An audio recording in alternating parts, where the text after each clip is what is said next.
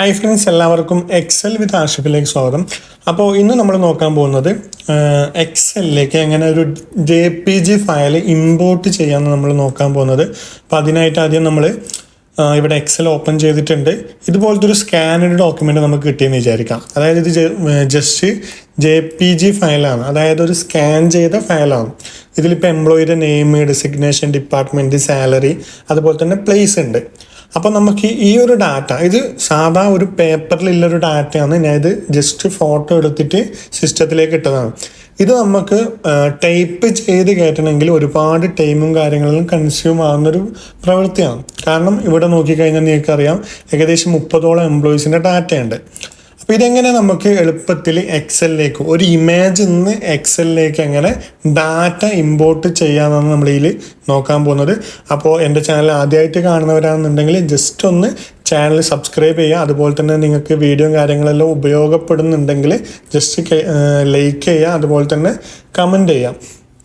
അതുപോലെ തന്നെ നമ്മളെ കമ്മ്യൂണിറ്റിയിലേക്ക് ജോയിൻ ചെയ്യാൻ താല്പര്യമില്ലവരാണെന്നുണ്ടെങ്കിൽ ജസ്റ്റ് നമ്മളെ ഡിസ്ക്രിപ്ഷനിൽ വാട്സപ്പ് ഗ്രൂപ്പിൻ്റെ ലിങ്ക് ഉണ്ട്. ജസ്റ്റ് അതിലേക്കൊരു റിക്വസ്റ്റ് വിട്ടാൽ മതി, നിങ്ങളെ ഗ്രൂപ്പിൽ ആഡ് ചെയ്യുന്നതായിരിക്കും. അപ്പോൾ നമുക്ക് നേരെ വീഡിയോയിലേക്ക് പോവാം. അപ്പോൾ അതിനായിട്ട് ആദ്യം തന്നെ നിങ്ങൾ ചെയ്യേണ്ടത് എക്സൽ ഓപ്പൺ ചെയ്യുക. എക്സലിൽ ഡാറ്റ എന്നുള്ള ടാബിലേക്ക് പോവാം.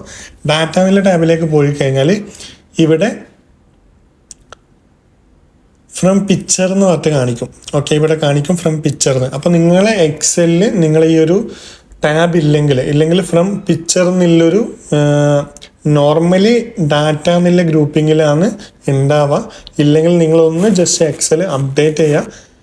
ലേറ്റസ്റ്റ് വേർഷനായ 365 ഡൗൺലോഡ് ചെയ്താൽ മതി. അപ്പോൾ അതിൽ നിങ്ങൾക്ക് കിട്ടുന്നതായിരിക്കും. ഓക്കെ, 365 നമ്മളെ ചാനൽ അവൈലബിൾ ആണ്. നിങ്ങൾ എക്സൽ 365 ഇല്ലെങ്കിൽ ജസ്റ്റ് 500 റുപ്പീസിനെല്ലാം 365 നിങ്ങൾക്ക് ഇൻസ്റ്റാൾ ചെയ്യാൻ പറ്റുന്നതാണ്. നിങ്ങൾ ജസ്റ്റ് ഒന്ന് എക്സലിൻ്റെ 365 വേർഷൻ, നിങ്ങളൊന്ന് മൈക്രോസോഫ്റ്റിൻ്റെ 365 വേർഷൻ ഇൻസ്റ്റാൾ ചെയ്ത് ജസ്റ്റ് ട്രൈ ചെയ്ത് നോക്കിയാൽ മതി. ഓക്കെ, അപ്പോൾ നമുക്ക് ഈ ഫ്രം പിക്ചർ എന്നുള്ള മെനു ജസ്റ്റ് ക്ലിക്ക് ചെയ്യാം. ഇവിടെ പിക്ചർ ഫ്രം ഫയൽ എന്നുണ്ട്, ജസ്റ്റ് ക്ലിക്ക് ചെയ്യാം. ഇവിടെ നമ്മൾ ആ ഒരു ഡാറ്റ ഇവിടെ സെലക്ട് ചെയ്ത് കൊടുക്കാം. അപ്പോൾ ഓട്ടോമാറ്റിക്കലി ഇവിടെ റെൻഡർ ആവും. അപ്പോൾ നമ്മളെ ഡാറ്റയും കാര്യങ്ങളിലും അനലൈസ് ചെയ്യുന്നുണ്ട്.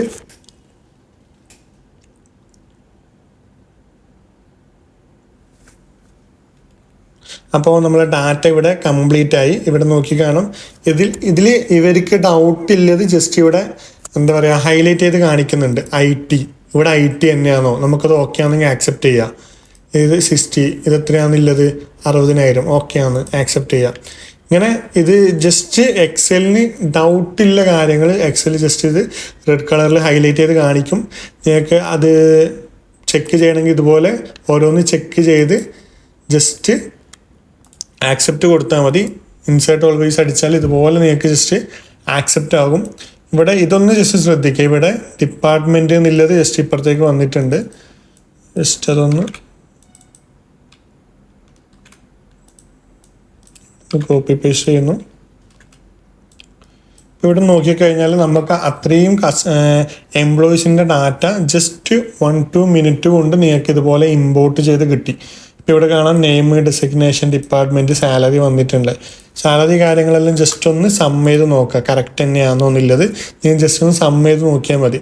ഞാൻ തന്ന ഡാറ്റയിലില്ല ഇത് സം ഉണ്ടെങ്കിൽ ഇതിൻ്റെ സമ്മും അതുപോലെ തന്നെ ഇതിൻ്റെ സമ്മും ഓക്കെ തന്നെ ഒന്ന് നോക്കാം. ജസ്റ്റ് ഒന്ന് ക്രോസ് ചെക്ക് ചെയ്താൽ മാത്രം മതി.